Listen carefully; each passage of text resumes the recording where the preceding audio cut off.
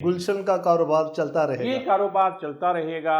اب معاملہ ہے نجکاری کا کہ گورنمنٹ یہ طے کر چکی کہ اس سال میں کوئی 20-25 اداروں کی نجکاری ہونی ہے۔ پہلا مرحلہ جو چل رہا ہے اس میں یہ نجکاری ہونی ہے۔ طویل عرصے سے لوگ دیکھ رہے تھے، آپ بھی دیکھتے رہے، میں بھی دیکھتا رہا کہ یہ نجکاری کا عمل ایک جگہ پہ پھنسا ہوا تھا، لیکن بہرحال 2 اداروں کی نجکاری کرنے میں یہ حکومت کامیاب رہی ہے۔ انہوں نے پی آئی اے بیچی، اس پہ آپ یہ نہ کہیے گا کہ کیسے بیچی، پی آئی اے اب تو بیچ دی گئی ہے۔ پی آئی اے کی نجکاری ہوئی ہے۔